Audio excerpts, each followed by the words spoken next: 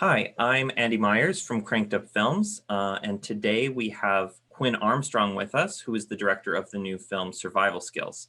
And he's here to talk us through how he achieved the unique look of the film. He's going to do a sort of tutorial demonstration, and then we will have a short question and answer session afterwards. So kicking it over to you, Quinn.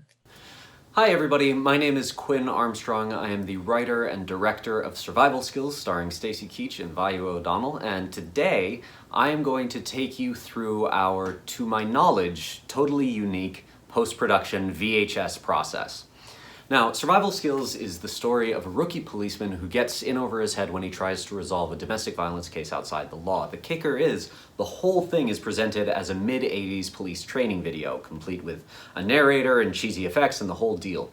And the whole thing has to look like it's actually on VHS. That's the point. Now, there are a lot of different ways to do this. There are some great digital filters you can get from Red Giant, or some of the plugins from Adobe and Avid and all that sort of thing. But this is a feature-length movie, and really any inconsistencies, any weirdnesses, any weird digital feeling is gonna take a toll on the audience over time. So, so we did a short version of it in 2017, and we used digital filters, and it just wasn't right, just was not right, and nothing we could do could make it right. So for the actual feature, we decided, okay, we are going to get an authentic effect. Now there are a couple of different ways of doing even that. You could do the Harmony Korine thing where you shoot on, I think he shot on mini DV and then transferred it over to 16 millimeter and blah, blah, blah, blah, blah. That's expensive, we couldn't do that. And it's just a different vibe. The other option was for us to shoot directly onto a VHS recorder. The problem with that is we had night scenes, and the dynamic range of a VHS recorder is really low. If you shoot without a bunch of extra light, then you're gonna need to, all you're gonna see is darkness and a couple lights maybe. It's gonna be very, very big. And I didn't want to bring in a bunch of 20K lights to blast the night scenes so that you could see what's going on. Instead, what we did is we got a ARRI Alexa, generously provided to us by Panavision, and we shot the movie on that, just the way a lot of indie movies are shot, and we cut the movie on Avid, just the way a lot of movies are cut. And then once we were picture locked and we had all the effects and everything was together on the timeline in Avid, we took that whole long play and we put it on VHS tapes. These VHS tapes, in fact. Well, actually, not these exact ones. We got about 40 VHS tapes, and we put the movie in different chunks of the movie, different repetitions of certain scenes, all that sort of thing, onto these tapes. I bought about 40 VCRs, and I essentially live scored the effects, the VHS effects, the static, the tape wrinkles, all that sort of thing.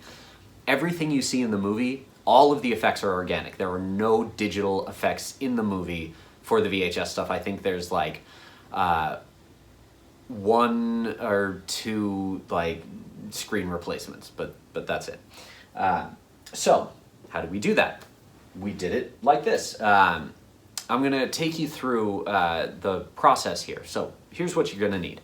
You are going to need one VCR. This is a Mitsubishi Precision Turbo Drive. None of that matters. The only thing that matters is VHS versus SVHS, which is Super VHS. If you are preparing something for projection, and it's like a long sequence, it's not just a short little thing, you need to be on SVHS. It's just, the quality difference is just enormous, and if you try to project a long sequence in regular VHS like this guy, in my opinion, unless you have a real strong artistic reason to do so, it is just incoherent. It's just so garbled. So the thing about SVHS though is that it's kind of expensive, so you may want to do your test runs, like the run we're going to do today, on regular VHS, and then buy an SVHS player and SVHS tape once you know exactly what you want to do and once you've sort of worked out the kinks. That took me an embarrassingly long time. So you need your VCR, you need your RCA cables to run to your screen, And you need the effects that you're gonna use to create the wrinkles and the static and everything. So, the first thing you'll need is one sharp kitchen knife. You could also, I guess you could use a thumbtack. That seems like it'd be tricky, but this is to scratch the tape to create tape wrinkles. So you're gonna want something with a little bit of length to it and as sharp and fine a point as you can possibly get. The other effect that you're going to need is magnets. Now on the feature, I used some big brick magnets from Home Depot. I have since changed my thinking, and today I'm going to be trying something new. I'm going to be trying, you can't really see what these are, can you? So these are popsicle sticks with magnets, little disc magnets glued to them. So here we have three little disc magnets glued to this guy. We have 5 glued to this guy. We have 1 glued to this guy. And then I have a roll of about 10 disc magnets here. Those are gonna create static, and you can use them in different ways and different angles. We'll get into that. So here's what you're gonna do. You're gonna get your VHS player. There are gonna be screws. These are all different, but there's probably gonna be screws on the sides and maybe 1 or 2 on the back. If you're unlucky, you'll have to, bend some metal and to get into it. But once you get into it, it's gonna look a little bit like this, and we'll get closer when we're working later on, but this is essentially what most VCRs look like inside. The only thing we really care about is this guy here. You'll notice the big silver disc here. This is called the drum head, okay? And this is sort of where the image gets red, in a sense. If you want to see the effect of what you're doing while you're doing it, you want to have all your effects happen before the tape runs through this. So if you're gonna scratch the tape, I think you can see the tape right here. If you're gonna scratch to create tape wrinkles, you wanna do it before it runs through here. And this is where you're gonna point the magnets to get the static effects that you want. It's best, first of all, to avoid anything else around here and to make sure to have this unplugged while you're removing stuff. It's unlikely that you'd get electrocuted, but I don't want anyone to get electrocuted. So keep it unplugged, take the top off, figure out what you got going on, and then you can plug it in. And you can plug in, the RCA cords, which I have in the back of my machine. Oh, that's a fun noise. And here we go. Okay, we are plugged in. We are ready to go.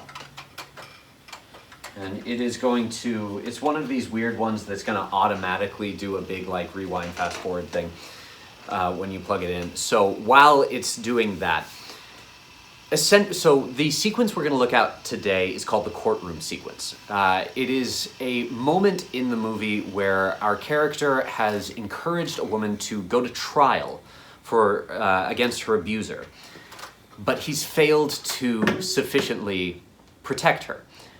So this is a moment of great uncertainty, great sort of angst for our guy here. So we wanted to use the VHS effects, use the static, and use the tape wrinkles to create a sense of unease, of dread, of everything falling apart for this guy. This is the most fun part, is waiting for stuff to rewind and fast forward. Let's see what we got. The sequence that we're looking at starts here. This is sort of a recurring motif throughout the movie. He's driving down these winding, dark back roads in small town America. And this is a sequence that, as I'm sure you can tell, would be quite boring on its own.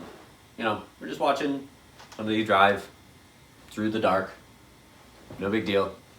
Nothing going on. Our job today is to fix that, to create something interesting out of this. So let's go back to the beginning. And we are going to start, I find it's best to start with the tape wrinkles. Because the thing with both tape wrinkles and the magnets is that if you do too much, you're going to black out the screen, you're going to start damaging the VCR itself. In my experience, VCRs can really only take about 30 minutes of this kind of work. Usually it's the magnets that really do the damage. So I like to start, we've got our knife here, and I'll give you a close-up of this as well in just a second, but just so you can see it in real time. I've got this little ribbon of tape here, and I've got the knife, and that tape wrinkle is something I just scratched. There's another one, here it comes, there it is, and I can do a bunch of them. I can create, I can create chaos, I can do a bunch of real quick little ones like this that go all weird. One thing you're gonna want to try not to do is puncture the tape, which can sadly easily happen.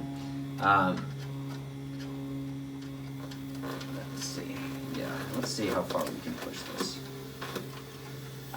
See, there we go. That's the blackout. That's what we want to avoid. We do not want the blackout because the blackout is going to carry over. There are some things that you can do here that won't carry over to actually transferring this back to digital. Like this, these wiggles that are happening because I'm tapping the drum head, that won't carry over. When you put this back on digital, you won't see that wiggle, which is a shame. It's a really great look. However, the tape wrinkles you will see because you're damaging the actual tape itself. You're not messing with the drum head. Okay, so that's a little demonstration of our knife wrinkle effect. Let's get in here with some of the static. I have the popsicle stick with the 5 magnets attached. And the popsicle stick just allows a little bit more sort of dexterity. So we bring it in slowly, slowly, slowly, slowly, slowly, slowly, and there it is. Now, you notice it's down at the bottom third of the screen there. I can come over here, and you'll see it's happening at the top. And there it goes, see? That's what you want to avoid, because the machine will just shut down when the magnet gets too close. So, let's try with a smaller magnet here. Let's, up. And it gets more and more sensitive as time goes on. So I'm coming in pretty hot on these. I'm creating a lot of wrinkle, a lot of effect, which is fine for a sequence like this that's meant to be big and stormy and all that, but what if you just want...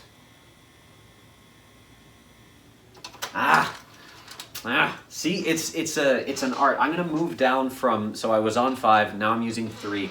I'm gonna move down to the single magnet on the popsicle stick, and hopefully this can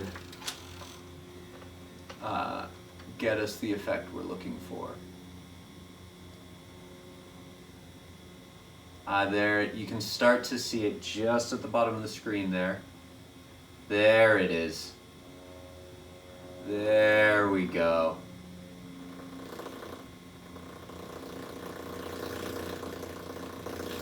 Now this is the sweet spot. This is where we got something happening, but I'm not blacking out the frame yet. And there's a lot of interesting things that can happen here. You know, you see that flashing light at the top. That doesn't always happen. It depends on the VCR, it depends on the tape, it depends on the magnet, it depends on a lot of things. And this is what I love about this process.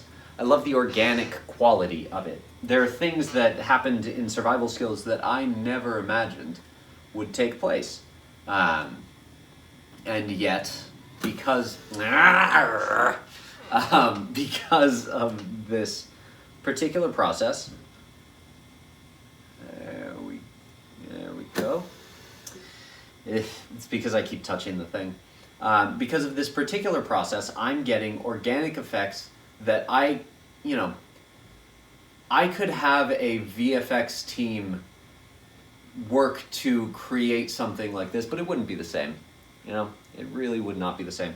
Okay, so now that you've kind of seen the interplay between the effect and the screen here, and by the way, these are the two basic building blocks, but through these you can create a whole host of effects.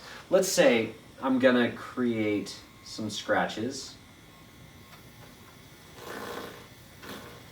I want that feeling of just, it starts slowly. Just a few scratches, just a little bit. And then what if I leave the knife on the tape? Then it starts to get a little more intense. Then it's a little longer lasting. It's not rolling down quite the same way. It's staying in place. And then it gets more intense. And more intense. And I back off. Now, we're going to rewind through that sequence that we just ran. And we're going to add in some static.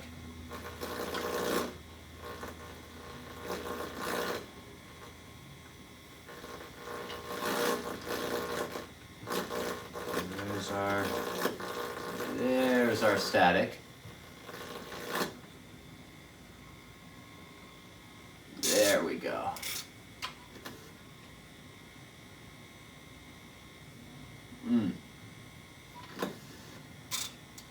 See, a lot of this stuff, I have no way of predicting how this is going to happen, but I'm loving this sort of foggy effect that we're having at the top from the magnet. This particular magnet, because it's weak, I think what's happening is it's not pulling static quite the same way, but it's creating this nice little foggy effect. I love that.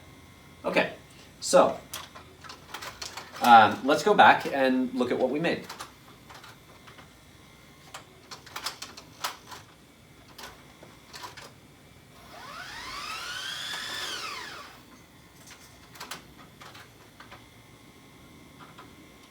Okay, we overshot just a little bit. There we go. Now we're getting it.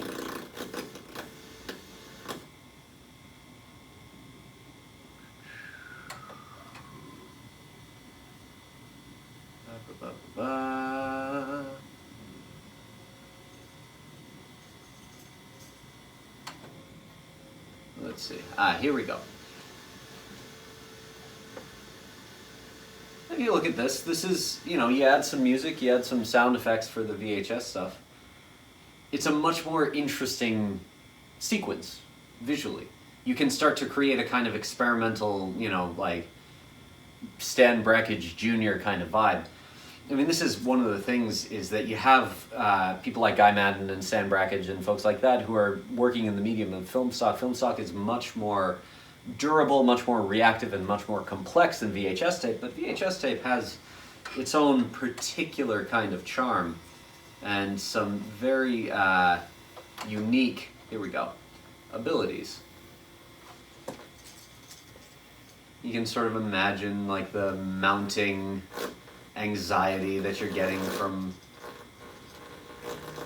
the rolling tape wrinkle and things like that. You're starting to bring in, you're starting to get more reaction from the static. You're starting to get more tension out of it. Now, here's the thing. These are storytelling tools, right? There's no good or bad way to go about this. So you can assign, you can say, okay, I'm making a horror movie set in a VHS world. I want static to indicate danger. Whenever the killer's near, there's going to be static. Great.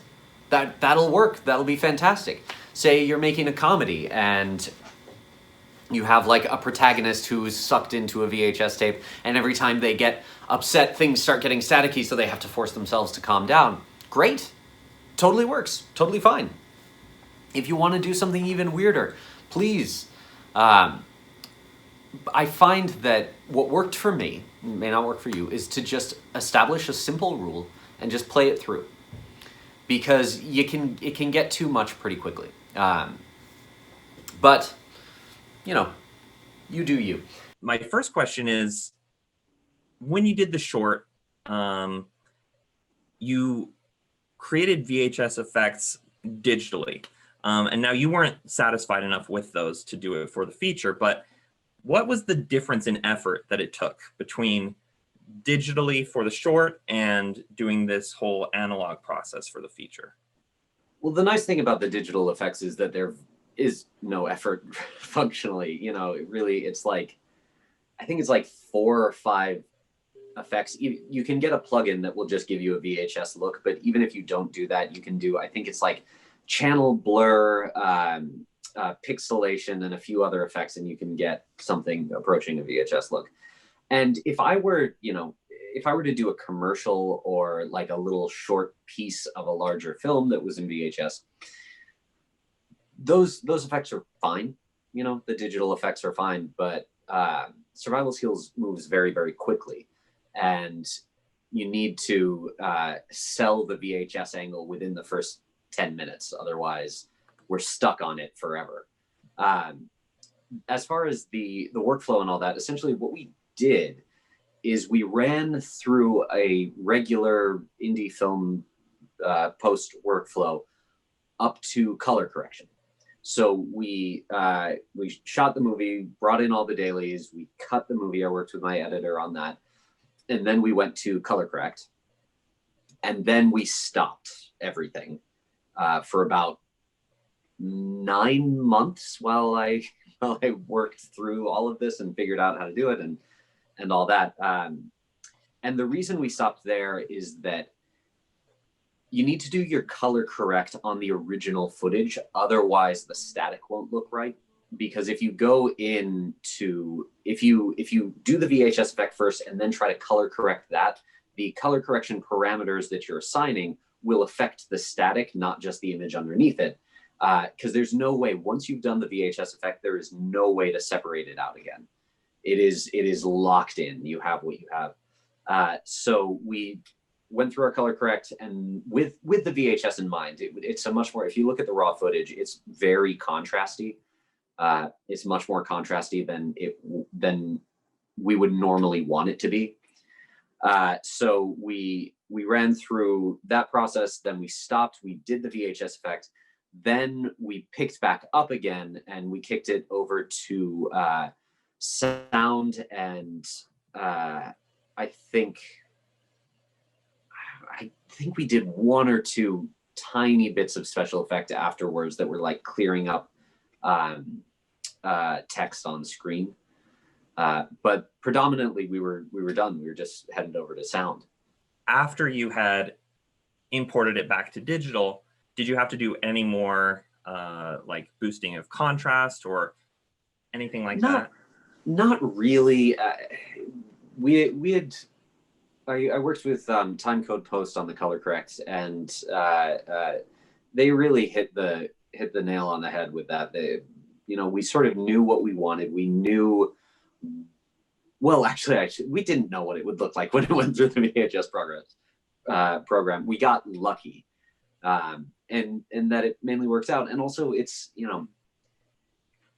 it is fine for it not to be beautiful.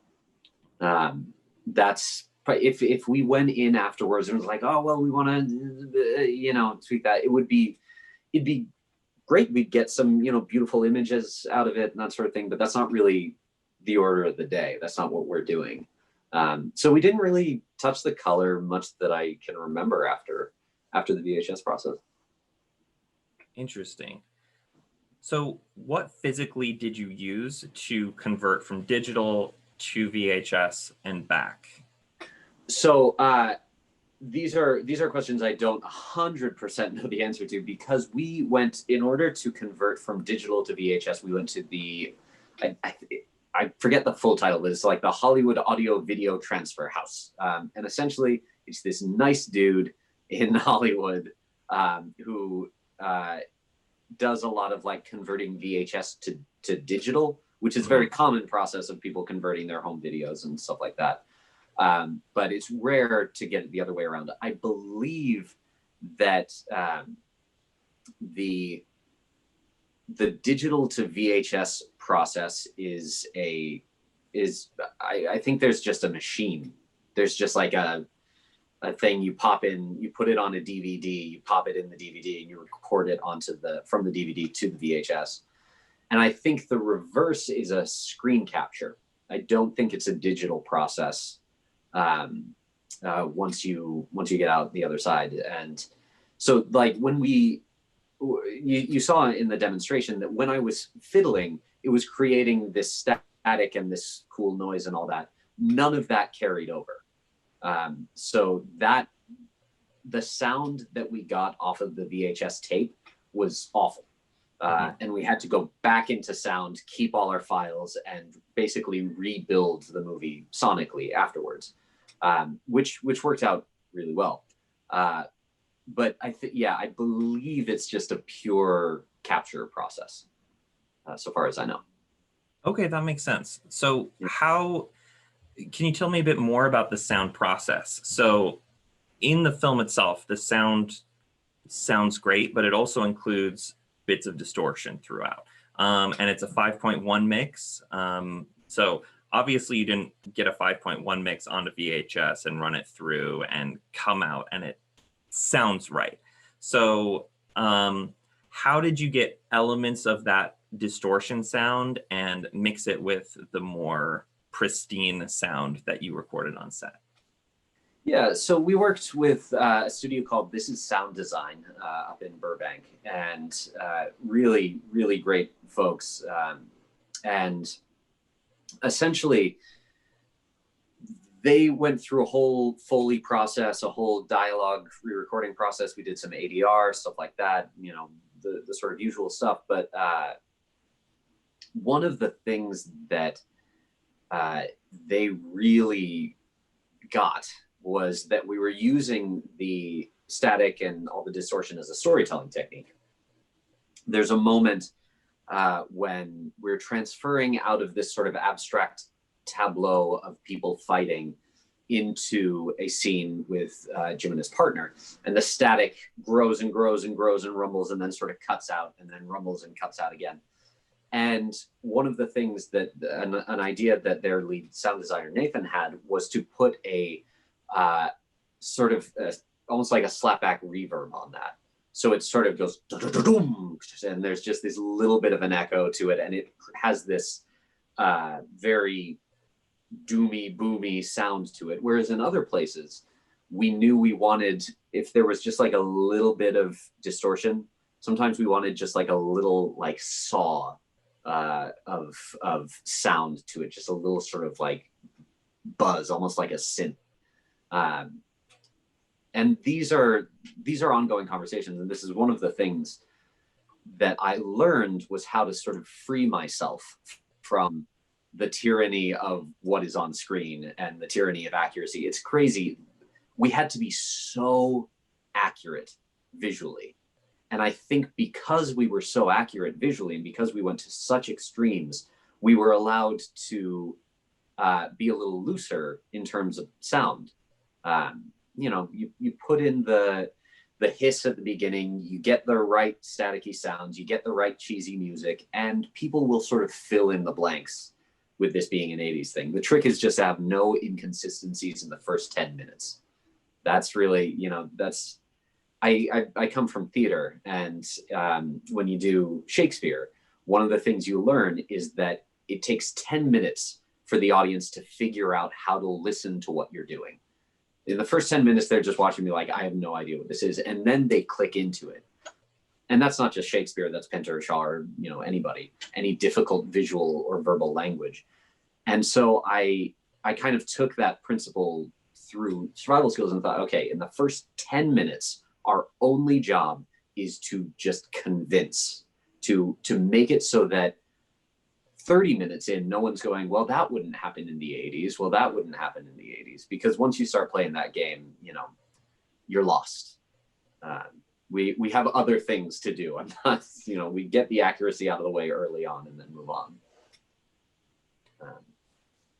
Interesting. So that sort of leads me to the question of, where did this idea come from? I mean, you had the idea of, this is a lost VHS tape from the 80s. When did the idea come to heavily distort the visual and audio aspects of this film during certain segments? And how did that affect the writing of the story? Well, the idea of really heavily going at it with the VHS came after production. When we realized, because there's this big gap, we could either do digital, or maybe we could do some like, mini DV stuff, or, whatever, these sort of half measures, or we can do this insane complicated VCR process. And there's nothing in between. There was no way of doing like a little bit. And I figured, in for a penny, in for a pound, we went as far as we could go. And I think this whole movie is so hidebound. It's so subject to the style. The style is really constricting. And I like that. I think there's something nice about trying to sneak out the little bits of expressiveness around something that is so difficult. And I think that was the writing process, and that was the directing process, and that was, every stage of the way I was like, how much can I get away with, essentially, of being actually creative? Because sometimes, it just messes you up on set, because, you're at the end of your day, you have 5 shots to get, you have 2 hours to get them in. And you're going, okay, how would I normally solve this? I do something elegant. I would, we go around here, and then he walks through that way, and that way we're cutting down on shots. We do it like as a one or whatever.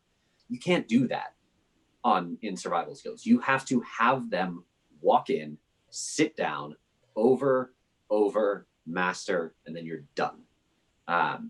And that, it's very freeing in a way. Both through the writing and the directing and everything, to just be like, I can't do anything. I can't like I can't milk every shot and put my auteur stamp on everything. I'm just here to execute a style. And in many ways, that's a great gift.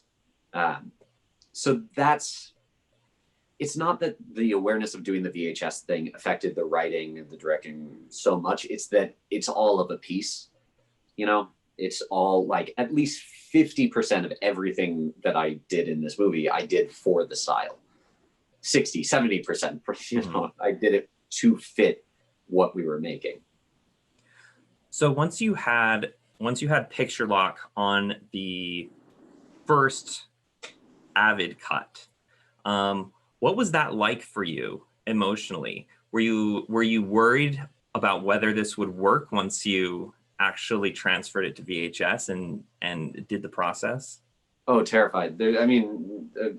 Famously, there's the saying that you will never love the film as much as you do when you get your first dailies, and you'll never hate the film as much as you do when you get your first cut. And it was even worse for this one, because in the sequence that I was just manipulating, the road sequence, that's like 30 seconds of footage of someone driving down a road. That's a long time. And if you don't have the VHS effects on it, it gets real boring real quick. And there's issues like that all throughout the movie. Now, luckily, we built in a lot of backdoors, like having a narrator really saves you a lot of effort, because you can just have him come in, ADR a line and paper over the cracks and all that. But it was, I don't know. The first cut, Kira Burton, our editor, is an amazing editor, and I've known that forever. So I had no doubt that she would get us there eventually. But it's horrifying. It's still horrifying to watch the movie, because there are scenes that are so clunky, and that's by design, and it has to be that way. But I sit there watching it, and I'm like, I would do this differently if I could. Mhm. But that's good. You know, if you're not terrified about what you're making, then, you know, go get a bigger budget and do the thing that everybody does, where you make a genre film that's essentially an audition to work for Disney. There's a path laid out, and that's a great path to go on. But I'm not good at that stuff. I wouldn't do well. Yeah, that's not what this film is. No, if anybody at Disney watched this film and was like, let's get this guy to do something, they deserve whatever happens to them because of it. I could see like the anti-Disneyland hiring you for something based on this. I would love that. I'd love to like sneak in somehow and do a Star Wars that starts out with like a big fight scene, and then it's just two characters sit down and like do like a 50-minute conversation. I would just turn it into like the Grand Inquisitor from the Brothers Karamazov, just like this long, dour conversation about faith. That's what they get. So back to another process question. Sure. When you got those fresh VHS tapes from that house in LA that made the transfer, what was the process like of learning how to do this? Did you have to do some research? Was it all trial and error? The system is pretty simple. There's not a whole lot you can do. We got the guy here.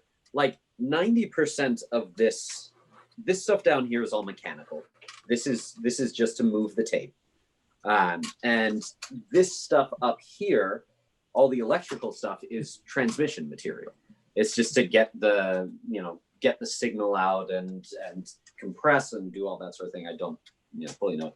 So really, as I said before, really all I care about is the drum head and the little bit of space before the tape hits the drum head. That's it.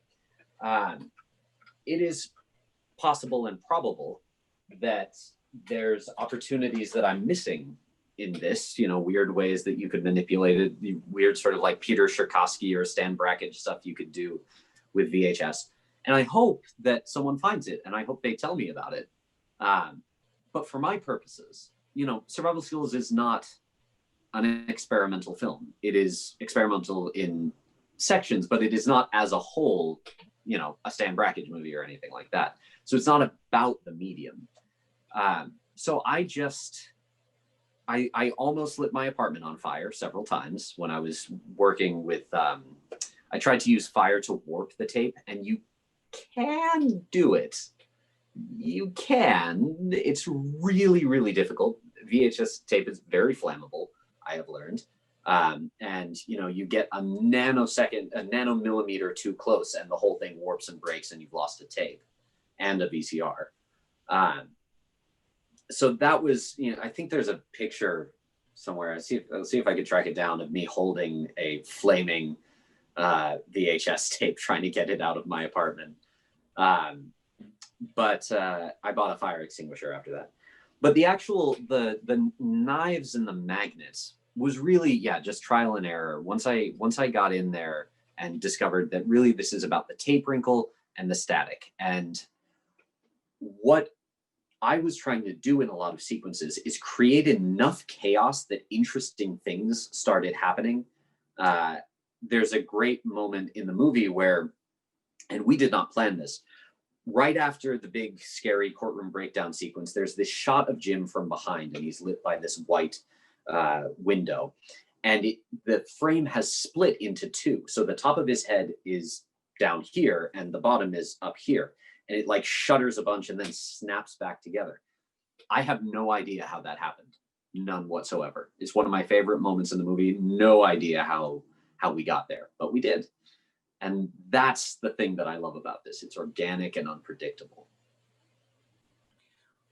For other filmmakers that are attempting to replicate your process, were there any rookie mistakes that you could warn them about?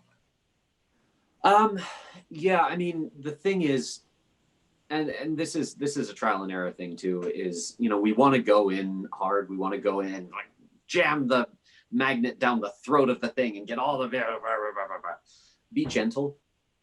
because once you black out a tape, you can't get that section of tape back, and it's real easy. You'll break many VCRs. VCRs are cheap right now. I got this one for $3.99. I would bet within 10 years they're going to get real expensive because nobody's making them anymore and they break very easily. So if you are going to do this, set aside some money. Not as much as you would need to do like a VFX run, but be gentle, be patient, understand that less is more. That was a big thing for us. You know, I have a long play version of the movie where there's effects in every other scene, and it just, we got rid of most of them because it's just pointless. You know, you can get through with relatively little. And also, unless you're doing something that is very long or something that is very, very sort of serious and needs to be taken very seriously, shoot it on mini DV or use a digital filter, you know, especially if it's a small screen thing. This is a very time consuming and difficult process. The rewards are enormous over time, but I wouldn't work this way again. He says, knowing that the next movie, we're doing the exact same thing with a different medium, but still. Well, I can't wait to see the next one. Thank you so much, Quinn.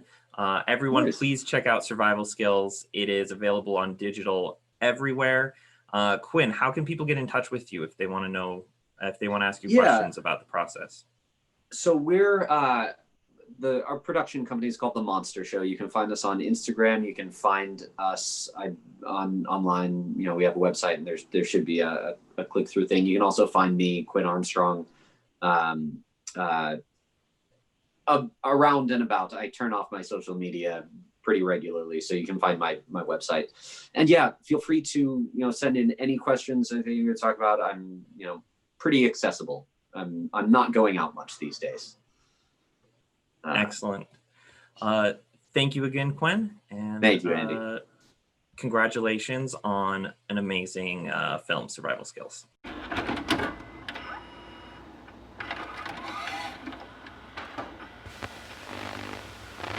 Hello, and welcome to Survival Skills, a new training video from Survival Solutions, created specifically for the graduates of the Middletown Police Academy. Wish me luck, honey. Your name is Jim. Luck! Jim! And you're a policeman. The most important qualities a policeman can have are honesty, diligence. This is the police. And a commitment to justice, no matter what.